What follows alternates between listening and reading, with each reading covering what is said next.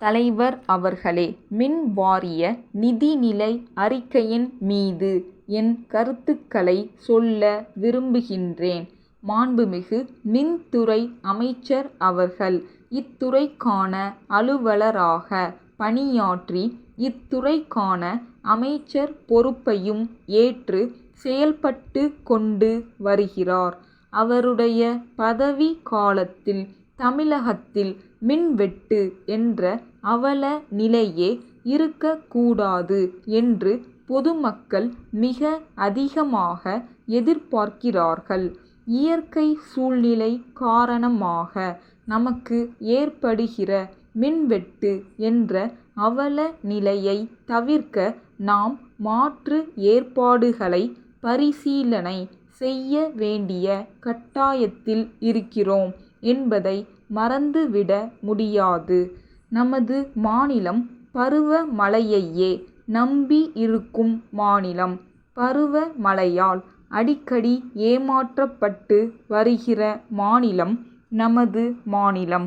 எனவே இயற்கையின் நுட்பமான இந்த நிலையை அடிப்படையாக வைத்து மின்வெட்டு இனி இல்லாத வகையில் மாற்று ஏற்பாடுகளை நாம் பரிசீலனை செய்து மின் தட்டுப்பாட்டை நிரந்தரமாகவே போக்க தக்க நடவடிக்கைகளை மேற்கொள்ள வேண்டும்.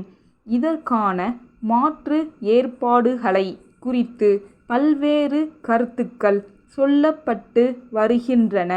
ஏற்கனவே நாம் அனல்மின் சக்தி மூலம் மின் பற்றாக்குறையை சரிப்படுத்தி கொண்டிருக்கிறோம்.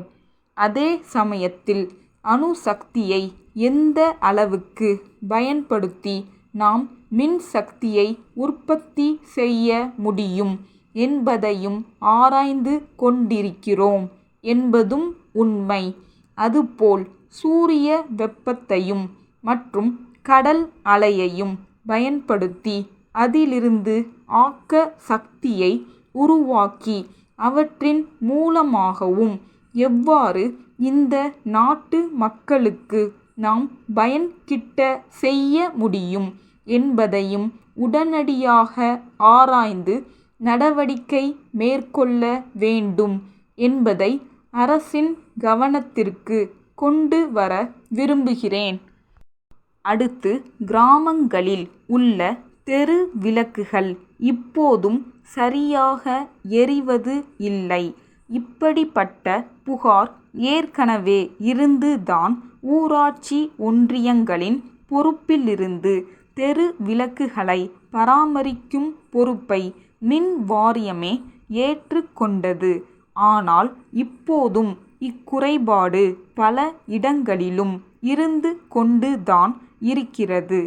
மாவட்ட வளர்ச்சி மன்ற கூட்டங்களில் இக்குறைபாடு பரவலாக சொல்லப்படுவது தற்போது வழக்கமாகிவிட்டது. இந்த நிலைக்கு மின் வாரியம் ஆளாக கூடாது என்பது தான் என்னுடைய கருத்தாகும்.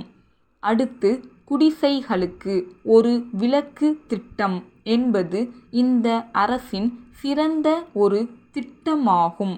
இத்திட்டத்தின் மூலமாக ஏழை எளிய மக்களுக்கு மின் வசதியை உருவாக்கி தரும் நிலை ஏற்பட்டிருக்கிறது.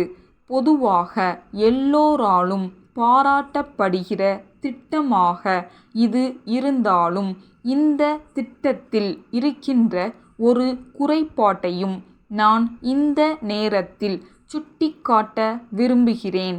இந்த திட்டத்தின் கீழ் இணைப்பு கோரி போடப்படும் மனுக்களை வாங்குவதில் பொதுமக்களுக்கு பெரிதும் இடர்பாடுகள் ஏற்படுகின்றன. இதற்கான விண்ணப்ப மனுக்கள் பல்வேறு விலைகளில் தனியார்களால் விற்கப்படுகின்றன. மின்சார வாரியமே இந்த மனுக்களை அச்சடித்து குறைந்த விலையில் மின்சாரத்துறையின் மூலமாகவே விற்பனை செய்வது நல்லது. சென்னை கேசவன் கூட்டமைப்பிலிருந்து காஞ்சிபுரம் வருண் கூட்டமைப்பிற்கு எழுதும் கடிதம். அன்புடையீர், தங்கள் கடிதம் கிடைக்கப் பெற்று தகவல் அறிந்தோம். நாங்கள் அனுப்பிய நிலத்தடி நீர் இறைக்கும் மோட்டார் பம்பு செட்டுகளில் 4 சரியாக இயங்கவில்லை என்று தெரிவித்திருக்கிறீர்கள். நாங்கள் அவை எல்லாவற்றையும் அனுப்பும் முன்பு இயந்திர வல்லுநர்களை கொண்டு பரிசோதனை செய்து சரி பார்த்துத்தான் அனுப்பினோம். இதுதான் எங்கள் வழக்கம். எனினும் கோளாறுகள் இருப்பதாக சொல்லி இருப்பதால் எங்கள் இயந்திர வல்லுநரை உடனே அனுப்பி ஆய்வு செய்ய சொல்கிறோம். கோளாறுகள் இருந்தால் அவற்றை பழுது பார்த்து அவர் ஆவன செய்வார். இருப்பினும் அவை திருப்திகரமாக இயங்காவிட்டால் அவற்றை நாங்கள் திருப்பி எடுத்துக்கொண்டு அவற்றுக்கு பதிலாக வேறு புதிய பம்பு செட்டுகளை வழங்க நாங்கள் தயாராக உள்ளோம். எங்களிடம் இப்போது சுகுணா பம்பு செட்டுகள் விற்பனைக்கு உள்ளன.